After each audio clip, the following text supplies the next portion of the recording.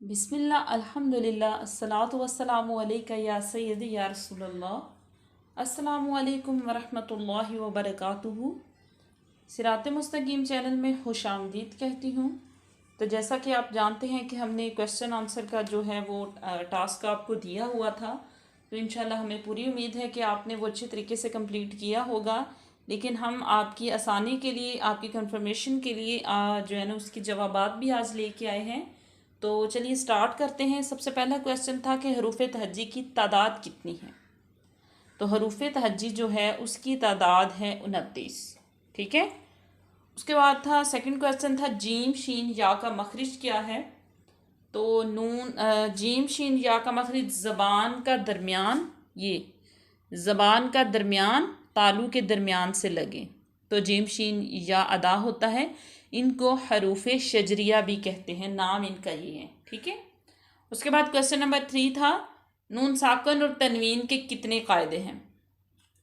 ठीक है। तो उसका थर्ड का आंसर ये है नून साकन और तनवीन के 4 कायदे हैं। माशाल्लाह। नेक्स्ट क्वेश्चन हमारा ये था कि इदगाम का कायदा क्या है।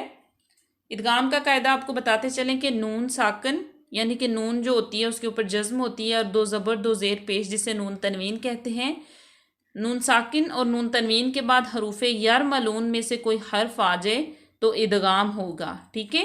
या मीम वाओ और नून, ठीक है, इनमें जो है ना वो गुन्ना किया जाएगा। ये नून है, लेकिन रा और लाम में गुन्ना हम नहीं करेंगे। ठीक है।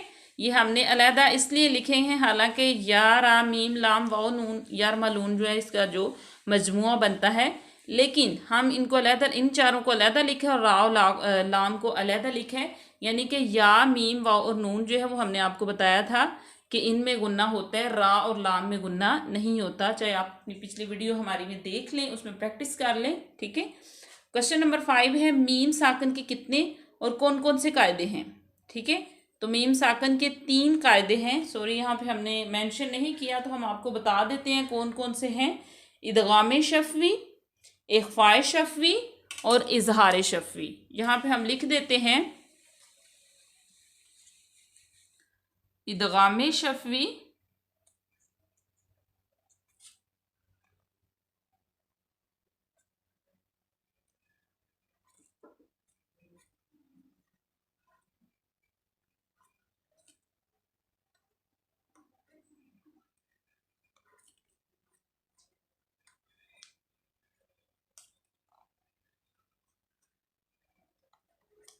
माशाल्लाह। आज के लिए इतना ही काफ़ी। दुआओं में याद रखिएगा। मिलते हैं अपनी नेक्स्ट वीडियो में, तब तक के लिए अल्लाह हाफिज़, फ़ी अमानिल्लाह।